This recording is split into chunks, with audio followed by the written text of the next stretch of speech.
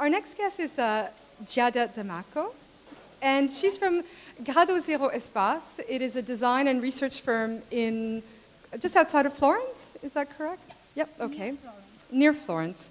And they're really doing very industry-ready types of wearables. So they're exploring what is the market for these kinds of new technologies, and they're developing them for real-life situations. So Giada has a number of exciting samples which we're going to look at and demonstrate and perhaps probe a little bit more into why we would want these. And also, I think what's interesting for me is to imagine these also in other scenarios, more artistic scenarios, for example, or what are other applications for some of the materials that you have.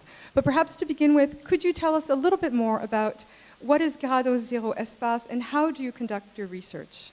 Right, correct. Okay, actually we have more or less 10-year experience in product development. And since for beginning, we started work in a clothing company. We were research department of that company, and then we collect a lot of things, a lot of innovative materials, and so we decided to not focus just on clothing, but also in applying research in different sectors. So from furnishing to medical applications or military. And thanks to our collaboration with the European Space Agency within the technology transfer program, we was able to transfer that materials coming from space industry into daily life, for daily use. That's why just today I just bring some demonstrators of these technologies, some of these technologies. But yeah, again, we don't work just on a clothing sectors, but one of the main important things and one of the main objectives for us, as you already mentioned, we are placed in Florence, near Leonardo da Vinci town. We are very close to Leonardo da Vinci town, so we are very proud of our of our origin. And what is our aim is to bring technological innovation for maintaining and strengthen the textiles manufacturing know-how and culture, because in Florence there is one of the biggest textiles districts in Italy, and so we think this is one of the solution that we can bring to face challenges to be competitive and also to have something unique respect to the other product produced in other countries. So this is more or less our activities right now, and the vision that we would like to bring over. And do you work with the designers, or do you also otherwise work sort of as a consultancy?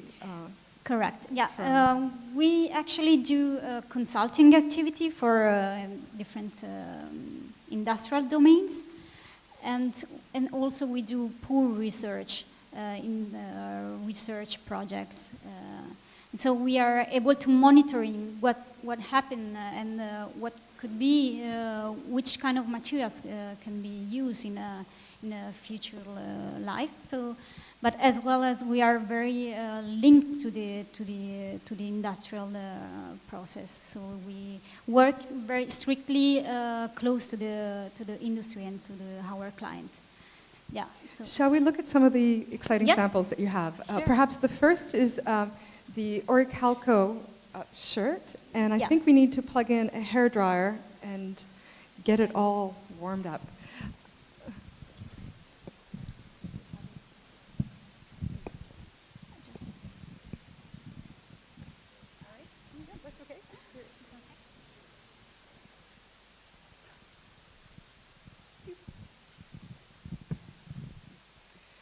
So what is shape memory alloy?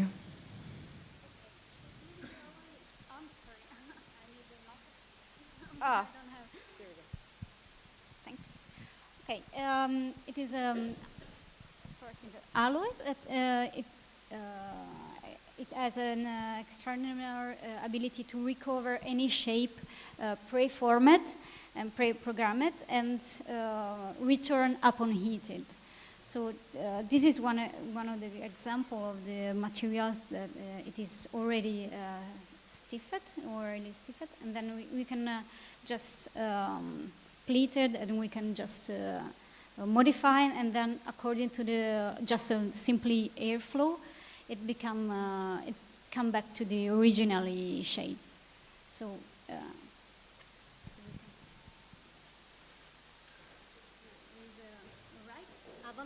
Avalon. It is a name of our research project in which we participated. So we can modify this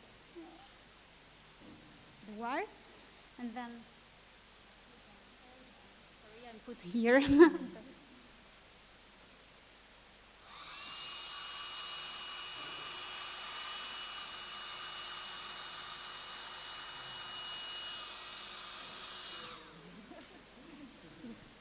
Back again, and the same technology we use to produce this shirt, which is the first product that we made, which is not real product, but just a demonstrator of this technology into textiles. It is coming from 2001. So the idea. Probably too short, so maybe we need to. Okay. So the idea is to have a shirt that it is self-hardening. Now I can try with the hair flow. As you can see, you can pleat it and freeze it, and then with the hair dryer, is it possible?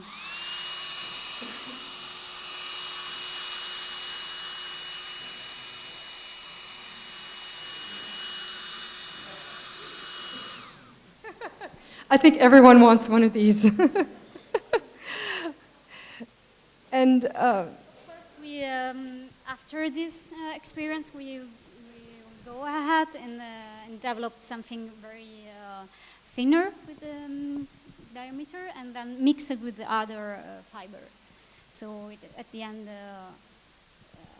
the touch of the fabric, it is also even better. But yeah. Wonderful.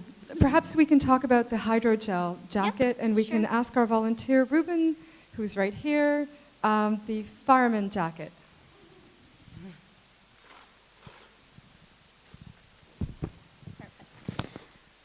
Okay, so basically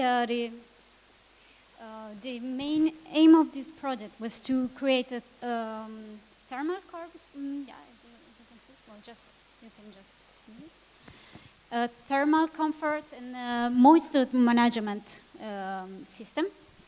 Of course, the project it is a multiple layer structure, and the inner layer are made by super absorbent polymers. Which calls hydrogels, and then I can also demonstrate with the powder. And we put this kind of materials. We found a way to integrate it into a textile structure. Yeah, as you can see. While the first layer, it is made by a double aluminized fabric to reflect the ray. Then we have a spacer fabric and a thermal barrier, and then we have a double fabric coated with a hydrogel. So you can. Yeah. Perhaps, Ruben, can you hold the. Okay, we're going to collaborate on this. Yes. For you. So, what is special about hydrogel, and who invented it? Okay, the hydrogels mainly. The first application was to recover the oil from the sea, because actually this powder, this is a polymer that reacts to a special liquid. So we developed this hydrogel that react to the sweat. so the specific pH of the skin. But it could be possible to react to different kind of liquids. Okay. So what is its main function for a fireman?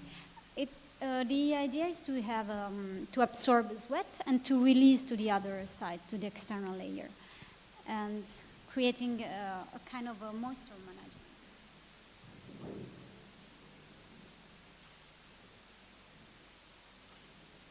It absorbs more or less 14,000 its volume, so it absorbs a lot.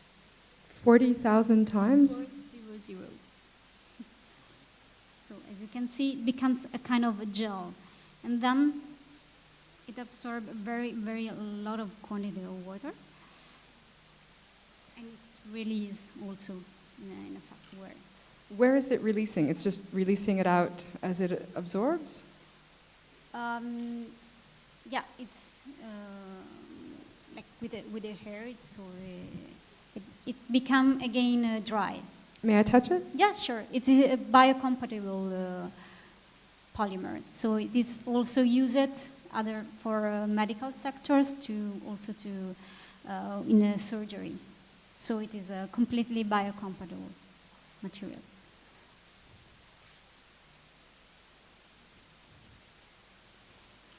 So this is just one of the what would be some other applications for it? For the hydrogel. Yep. Actually, also in the cosmetics, and we have a lot of markets in that field. But one of the biggest issue that we working on is on thermal comfort. So for insulating materials from very high temperature to very low temperatures. Yeah. And we can pass this one around. Yeah. People can touch it. Good. All right. So we have another jacket, and it has a kind of interesting way of interacting. And we'll just switch it around. Right.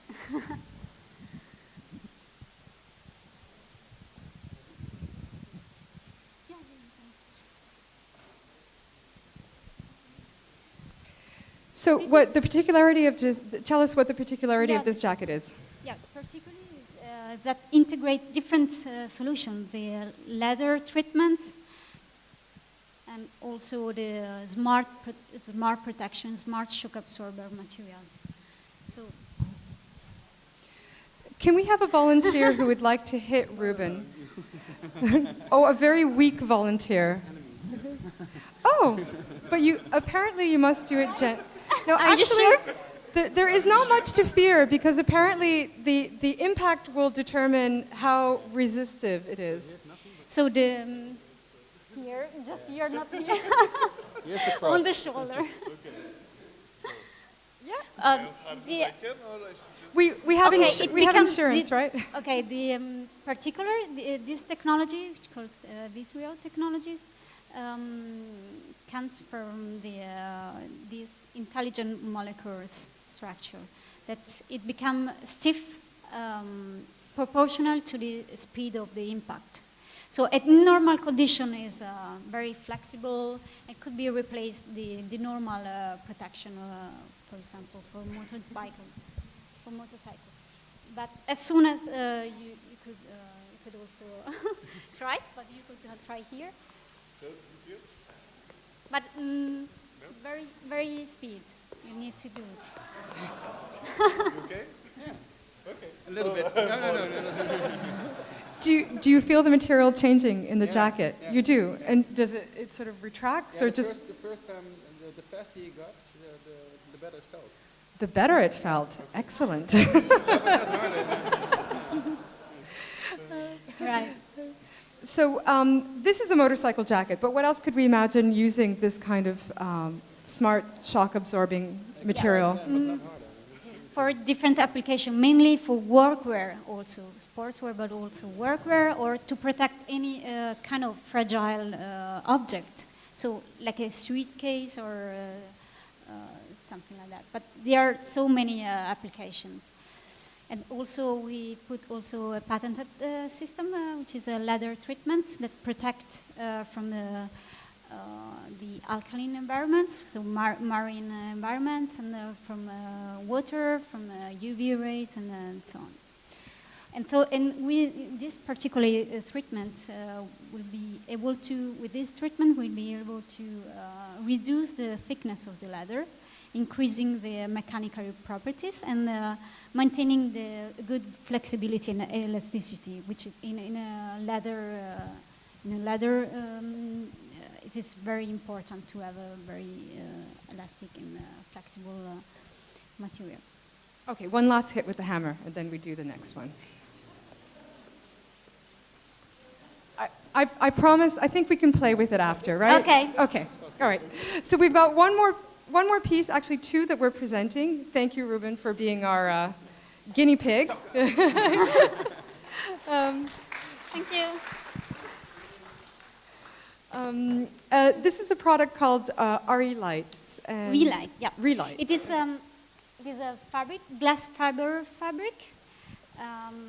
So it is a normal fabric, but it emits light. So it's a fabric light bulb. It contains, it is a fabric with the electroconductive polymer coated on top. It is a multi-layer system. And it is a cold light, and the particularity of this technology is that, of course, it's a fabric, so you can also manufacturing as a normal fabric. So you can sewing, you can cut it even here in a lighting area, and it continues to emitting light. So I could, in fact, cut a pattern of an entire dress in this fabric, and it would still continue to emit the light. Right. However, I see that it's plugged in, so that's not super practical for garments. Yeah, so not for. So yeah. how do you imagine that in the future to be commercialized? Okay, mainly, actually, we are commercializing for other sector, not for garment, for accessories or for yacht. Or for automotive, we develop interior design for Alfa Romeo. And so we, of course, according to the area, to the lighting area, we are able to reduce also the batteries. So here we can I plug it on the wall, but it's possible to have a portable power source. And even with the solar cells, we can also replace this kind of plug. So, yeah, potential applications are are many. And the final piece that you have is this carbon nanotube tennis racket. So what is special about making a tennis racket out of carbon nanotubes? Yeah. Nanotubes are made of carbon atoms and carbon bonds, and it provides very strong materials, and also respect to the composites. It's here it is not composite but just a resin with carbon nanotubes additive inside, and at the end you can have a tennis racket very light and stronger. Respect to the commercial one. So the applications are so many. Here just an example, but also in automotive or other sectors in accessories also. It's gonna be very growing this kind of research area also. I think the public is invited to test out the tennis racket when we finish up. So we'll do that afterwards. Here is carbon nanotubes inside, but it's into the composite also. So it brings so many resistance, maintaining a good flexibility and also lightness, of course. Are there any pressing questions for Giada?